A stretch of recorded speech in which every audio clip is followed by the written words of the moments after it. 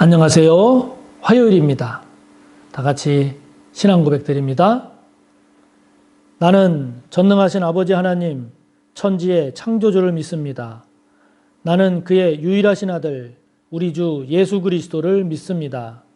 그는 성령으로 잉태되어 동정녀 마리아에게서 나시고 본디오 빌라도에게 고난을 받아 십자가에 못 박혀 죽으시고 장사된 지 사흘 만에 죽은 자 가운데서 다시 살아나셨으며 하늘에 오르시어 전능하신 아버지 하나님 우편에 앉아 계시다가 거기로부터 살아있는 자와 죽은 자를 심판하러 오십니다. 나는 성령을 믿으며 거룩한 공교회와 성도의 교제와 죄를 용서받는 것과 몸의 부활과 영생을 믿습니다. 아멘. 오늘 우리가 함께 나눌 말씀은 마가복음 3장 20절에서 마지막 35절까지입니다.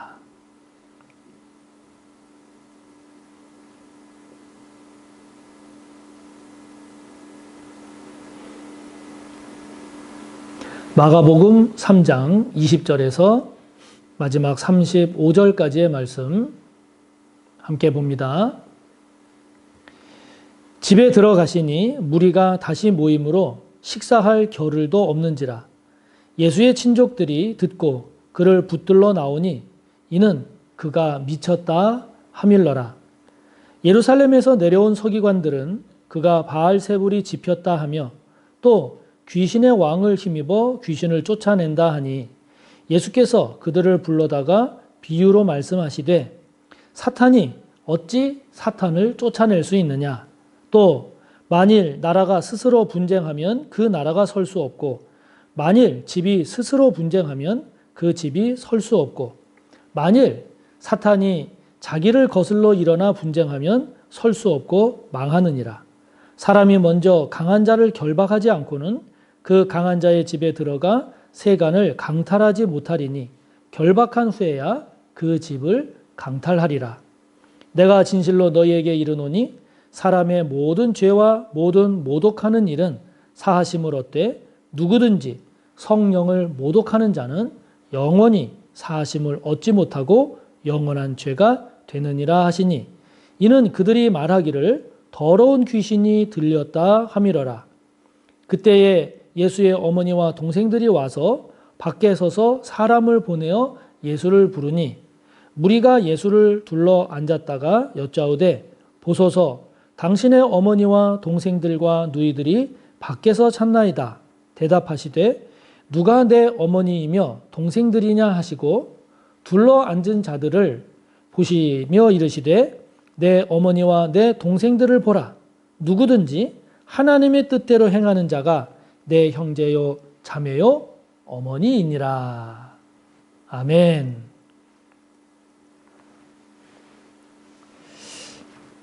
네, 오늘 우리가 함께 본 이 말씀 속에서 우리가 오늘도 세 가지 내용을 한번 나누면서 묵상할 것이 무엇이 있을까를 함께 살펴보았으면 좋겠습니다. 먼저 20절에서 27절에 보니까 예수님의 사역에 대해서 예수님이 행하신 일들, 그것에 대해서 예수님의 친족들 그리고 서기관들이 나타낸 반응들, 그러한 모습들이 나오고 있습니다.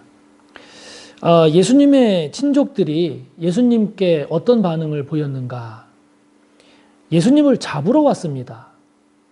21절에 보니까 예수님을 붙들러 나왔습니다. 잡으러 온 거죠. 그 이유가 무엇인가 하니 예수 저 사람이 미쳤다. 이렇게 생각을 한 겁니다. 그래서 예수님의 친족들이 예수님이 미쳤다 생각을 하고 예수님을 잡으러 온 겁니다. 22절에 보면 예루살렘에서 내려온 서기관들의 반응이 나옵니다.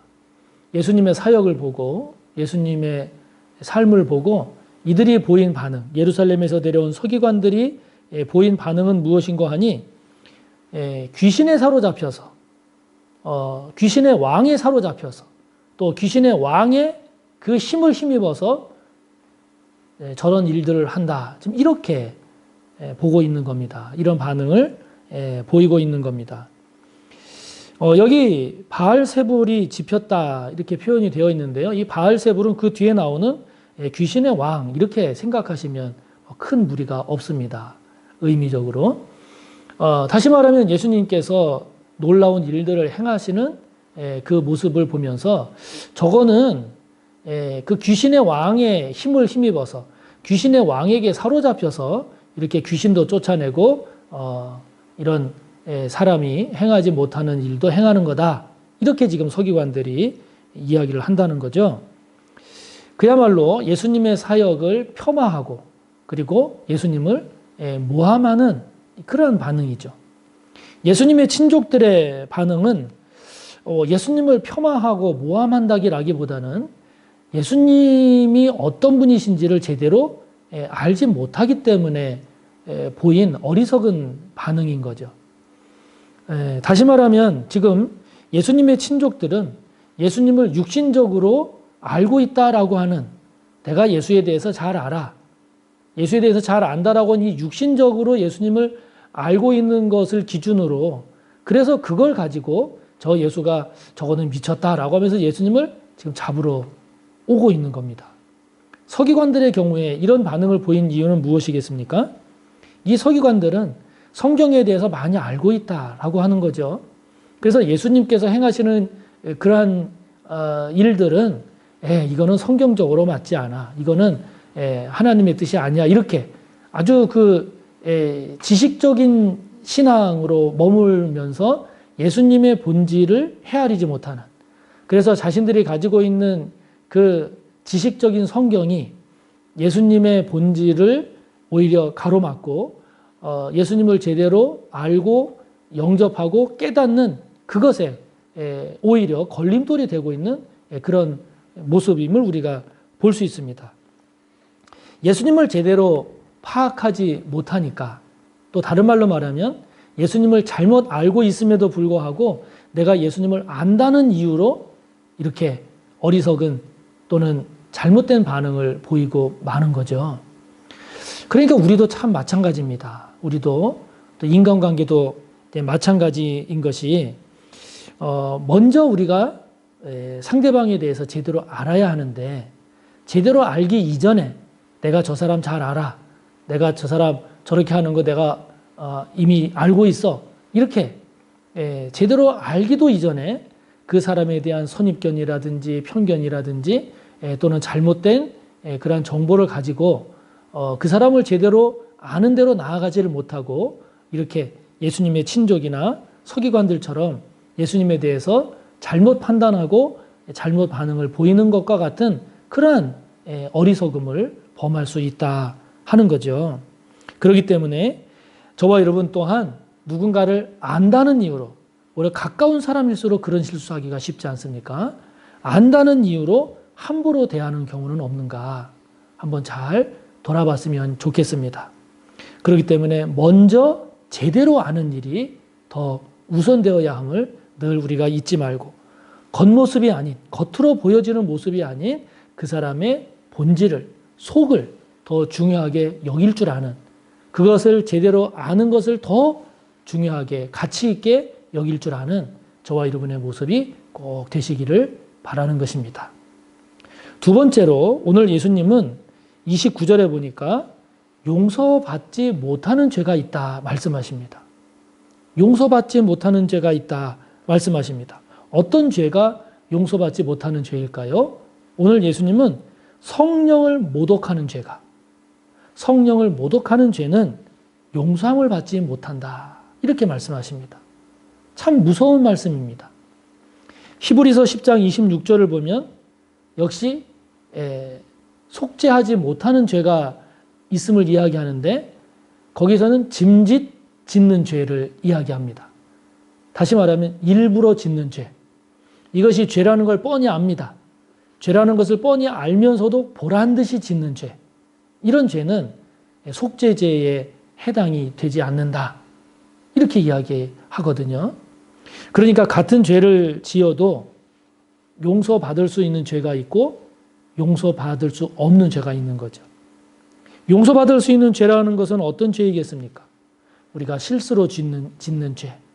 또는 안 지으려고 해도 육신의 연약함이라든지 저와 여러분의 부족함으로 인해서 짓는 죄, 그런 죄들은 하나님 앞에 회개하고 돌이킴으로써 용서함을 받을 수가 있지만, 죄인 줄 뻔히 알면서도 보란듯이 짓는 짓는 죄라든지, 또는 지금 여기 주님이 말씀하시는 성령을 모독하는 죄, 이게 입에 올리기도 참 이게 불경스럽습니다만은, 예를 들면 뭐 예수가 뭐라고, 그 예수가 뭔데 그러면서 짓는 죄라든지, 뭐 하나님이 뭐 이렇게 하나님을 아주 비아냥거리면서 하나님을 모독하는 거라든지, 이러한 죄들은 죄라는 것이 뻔히 알면서도, 그것이 하나님 앞에 그렇게 해서는 안 되는 것이다라고 하는 것을 뻔히 알면서도 짓는 죄, 이러한 죄들은 용서 못 받는다 하는 겁니다. 이걸 통해서 우리가 생각해야 될 게 무엇이겠습니까? 인간관계도 그렇고 하나님과의 관계에 있어서도 그렇고 넘지 말아야 할 선이 있다 하는 겁니다. 넘지 말아야 할 선을 넘게 되면 그로 인한 결과는, 그거는 아주 불행한 겁니다. 아주 불행한 겁니다. 그렇기 때문에 신앙적인 면에서 하나님과의, 주님과의 관계에서도 그렇고, 사람과의 인간 관계에서도 그렇고, 내 자신과의 관계에서도 그렇고, 넘지 말아야 할 선은, 그것은 넘지 말아야 합니다. 무조건 넘지 말아야 합니다. 아, 이런 상황에서는 어쩔 수 없다, 이런 경우에는 그럴 수 있다, 아닙니다. 넘지 말아야 할 선은 무조건 절대로 넘어서는 안 되는 겁니다. 변명해서도 안 됩니다. 핑계를 대서도 안 됩니다. 합리화를 해서도 안 됩니다. 그럴 때는 그럴 수밖에 없었어, 아니요. 넘지 말아야 할 선은 절대로 넘어서는 안 되는 겁니다. 오늘 저와 여러분이 자주 범하는 실수 중에 큰 실수, 그런 실수들은 어떤 것이 있는지요? 특별히 넘지 말아야 할 선을 넘는 경우, 어떤 경우가 있습니까? 한번 잘 생각해 보시고, 그 경우는 절대로 넘어서는 안 되는 겁니다. 속이 터집니까? 그냥 터지십시오. 터지는 게 낫지, 넘지 말아야 할 선을 넘어버리게 되면 그거는 더 불행을 초래하게 되는 겁니다. 저와 여러분이 넘지 말아야 할 것과 넘지 말아야 할 선이 무엇인지를 잘 분별하고 그 선을 잘 지킬 줄 알기를 바랍니다. 세 번째, 오늘 주님이 말씀하시는 내용은 누가 진정한 예수님의 가족이냐라고 하는 거죠. 32절에 보면 예수님의 어머니도 있고 또 동생들도 있고 누이들이 나옵니다. 예수님 주변에 있던 사람들이 예수님을 찾으러 온 그 육신의 가족들을 보면서 예수님에게 이야기하죠. 저기 당신의 가족들이 와서 당신을 찾고 있습니다, 이렇게 이야기를 합니다. 그때 예수님이 하신 아주 유명한 말씀이죠. 누가 내 어머니고 누가 내 동생들이냐 하시면서 예수님 말씀하십니다. 35절에 말씀하십니다. 누구든지 하나님의 뜻대로 행하는 자가 내 어머니요, 내 형제요, 내 자매다 말씀하십니다. 여기서 예수님께서 육신의 가족들을 가볍게 여기고 아무런 의미 없이 그렇게 여기셨다, 그걸 이야기하는 게 아니겠죠. 예수님께서 정말 중요하게 여기는 것이 무엇인가를 우리에게 말씀하는 거죠. 예수님은 인간관계보다 더 중요하게 여기시는 것을 하나님의 뜻대로 행하는 삶으로 말씀하고 계시는 겁니다. 그렇기 때문에 우리가 하나님의 뜻을 행한다라고 할 때에, 주님을 위한 삶을 산다라고 할 때에, 그것이 인간관계 때문에 하나님의 일을 그르치는 이런 어리석음, 이런 연약함이 있어서는 안 되겠죠. 예수님의 생각은 육신적인 가족도 중요하고 또 소중하지만 영적인 가족을 더 귀히 여기십니다. 영적인 가족을 더 귀히 여긴다라는 말은 예수님 말씀대로 하나님의 뜻대로 행하는 삶을 그 무엇보다 우선하고 중요하게 여기시고 소중하게 여기신다라고 하는 거죠. 그렇기 때문에 저와 여러분이 인간적인 관계 때문에 하나님의 일을 그르친 적은 없습니까? 우리가 주님을 위한 일을 하기를 원하는데 인간적인 관계 때문에 그르치는 경우가 있지 않습니까? 주님께서 그런 모습을 보면 참 안타깝게 여기시지 않겠습니까?